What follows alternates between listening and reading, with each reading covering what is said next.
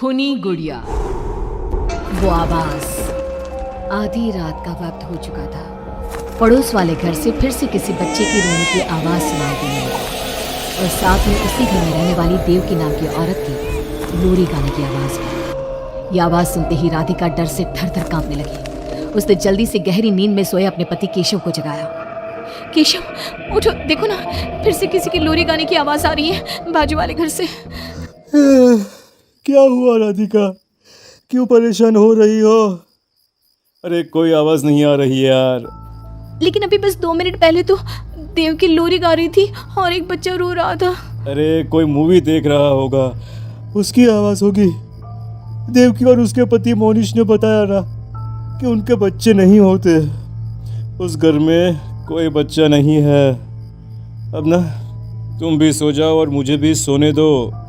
लेकिन अभी बस 2 मिनट पहले तो देव की लोरी गा रही थी और एक बच्चा रो रहा था। राधिका हैरान थी कि आवाज सिर्फ उसे ही सुनाई क्यों देती थी।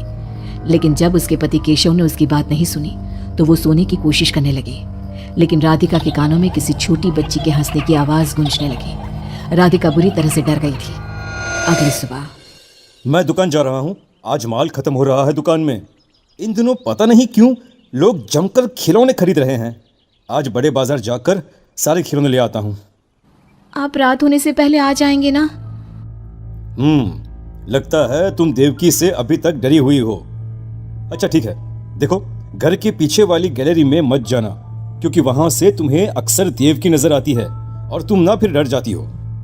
ठीक है केशव, मैं आज उधर जाऊंगी ही नहीं। जब भी उधर देखती हूँ कुछ डरावना ही नजर आता है। केशव दुकान चला जाता है। तभी अचानक राधिका को याद आता है कि घर की गैलरी में उसने कुछ कपड़े सुखाए थे। डरते हुए वो वहां जाती है। दूसरी तरफ देवकी की गैलरी नजर आती थी। राधिका जैसे ही कपड़े लेकर वापस आने को पलटती है, उसकी नजर सामने देवकी की गैलरी में पड़ी। वहां एक 4 साल की बच्ची खड़ी होकर उसे घूर रही थी। हे भगवान, ये कौन है? कौन है ये? मैं इससे पूछूं कि इसका नाम क्या है? हाँ, पूछ लेती हूँ, फिर केशव को बताऊंगी। वो मेरी बात पे भरोसा नहीं करती ना। बेटा, कौन हो तुम? हाँ, तुम्हारा नाम क्या है? गुड़िया। तभी अचानक वहां पर देवकी आती है और वो बच्ची गायब हो जाती है। क्या हुआ? आप किससे बात कर रही थी? वो यहाँ पे मैंने एक लड़की को देखा था। वो कौन थी? कहाँ गई वो अभी?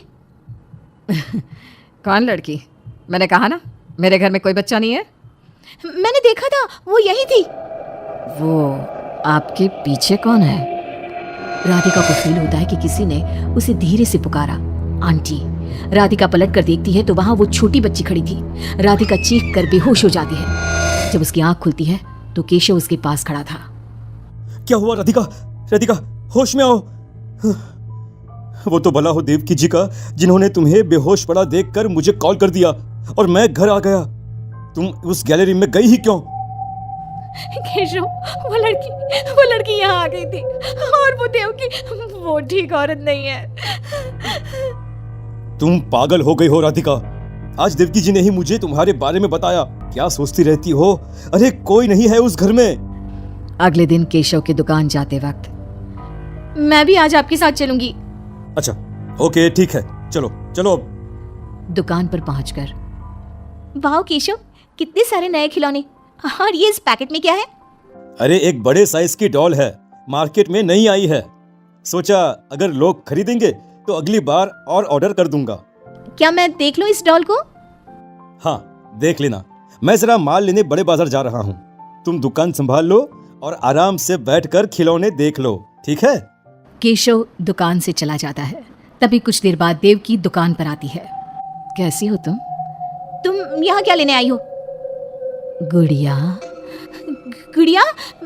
मेरा मतलब तुम गुड़िया का क्या करोगी? तुम्हारे घर में तो बच्चे।